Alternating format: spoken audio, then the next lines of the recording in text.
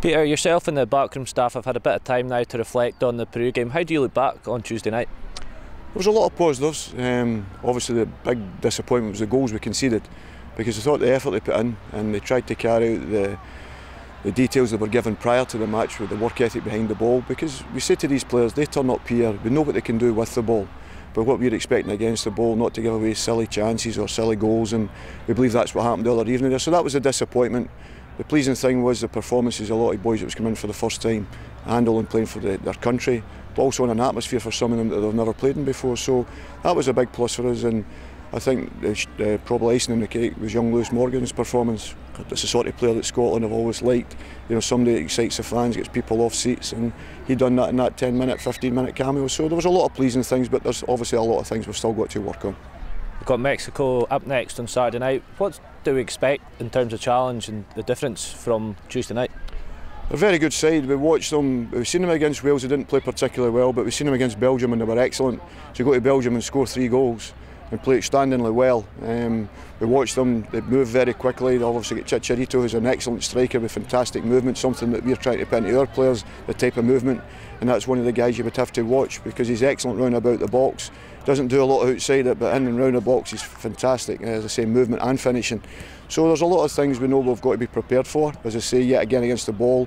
But there's a lot of guys we're excited about seeing and playing in the Azteca with, what is it, 89, 90,000 people expected there. So it's a fantastic game to get into, a fantastic experience for us all, not just the players, and it's something that we're really looking forward to and we're preparing well for.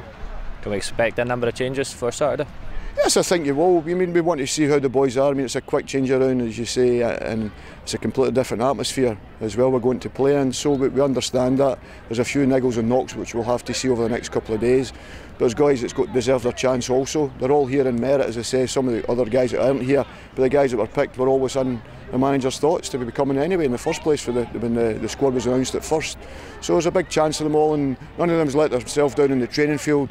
Now we have to carry that on to the main arena, which is the pitch, obviously. And that, as I say, the disappointing thing was the way we conceded the other evening there. But there's a lot of aspects of the game we were very pleased with. Yourself and the rest of the squad watched the Under-21s yesterday.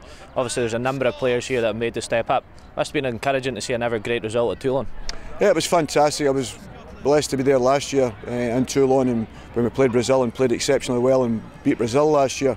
And the boys continued that on and had a very good tournament last year. There's a few of the boys still in it. There's a few of the boys rightfully moved up who started. I think there was 5 involved in the 21s at the start of this season even. And I think that's what the managers always said. Sometimes we've got to give Scottish football a pat in the back. You know, there's a lot of youngsters we believe coming through if they're given the right encouragement and given the game time. I think that's what's happening now. They're getting exposed to playing against better quality opposition. I think that's a big plus as well. And that's some of the things that's happening over here. But we're all delighted and all the boys were cheering, and it was great to see the senior players cheering the way they were at the final whistle for the young boys, and they knew the work ethic they'd put in and they'd defended exceptionally well. You have to carry a little bit of luck, as you have to do. But I'm delighted for the players and all the staff, and we can send them nothing but congratulations. Tom Kearney and Kevin McDonald, of course, secured promotion with Fulham. From a personal point of view, you must be delighted. Absolutely ecstatic. I couldn't watch the last 10 minutes, you know, it was one of these situations. They've worked ever so hard there, and I think that rightfully, them and Wolves have been the best football teams by a country mile in the division this year, and Cardiff have done it a different way and been very successful also, so it shows you there's different ways to win football games.